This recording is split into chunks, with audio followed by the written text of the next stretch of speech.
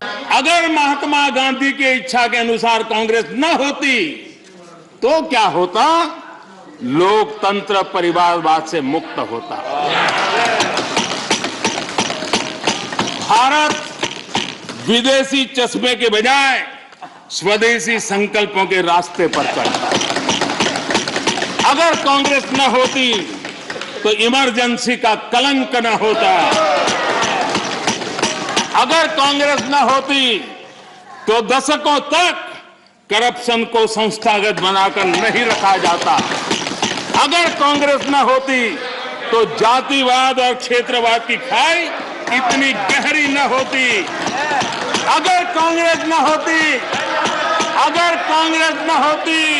तो सिखों का नरसंहार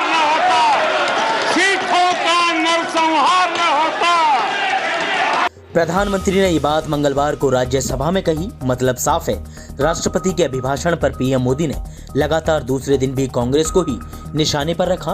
उन्होंने कांग्रेस पर अपने हमलों की शुरुआत कोरोना काल की बात से की। आदरणीय सभापति जी, कभी आत्मचिंतन करने की जरूरत है कुछ लोगों को। जब कोरोना की ऑल पार्टी मीटिंग बुलाई गई, सरकार की तरफ से विस्तार से प्रेजेंटेशन देना था और एक तरफ से कोशिश की गई कि कुछ दल न जाए, उनको समझाने की कोशिश हुई और खुद भी नहीं आए, ऑल पार्टी मीटिंग का बहिष्कार किया। कांग्रेस के ही बहाने पीएम ने भाषण में कहा कि भारत के लोकतंत्र को सबसे बड़ा खतरा परिवारवादी पार्टियों से है। इसकी वजह से टैलेंट को पनपने का मौका नहीं मिलता। उन्होंने कहा कि कांग्रेस अर्बन नक्सल के चंगुल में फंसी है। कांग्रेस के साथ साथ उन्होंने विपक्षी दलों पर भी ये कहकर हमला बोला कि कुछ दलों को देश की नकारात्मक तस्वीर को पेश करने में आनंद आता है। इस सदन में कुछ साथियों ने भारत की निराशाजनक तस्वीर पेश की और पेश करने में आनंद आ रहा था, ऐसा भी लग रहा था। कांग्रेस की कठिनाई ये है, डायनेस्टी के आगे उन्होंने कुछ सोचा ही नहीं जो उनकी परेशानी है।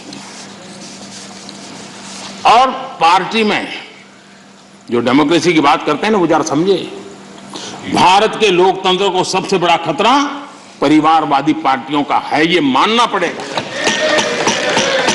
अपनी सरकार पर लगने वाले बेरोजगारी के आरोपों पर पीएम ने आंकड़े पेश किए, जिसके मुताबिक साल 2021 में 1 करोड़ 20 लाख नए ईपीएफओ के पैरोल पर जुड़े।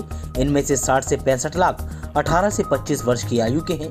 पीएम ने कहा कि कोरोना पाबंदियां हटने के बाद नियुक्तियां दोगुनी हो गई हैं।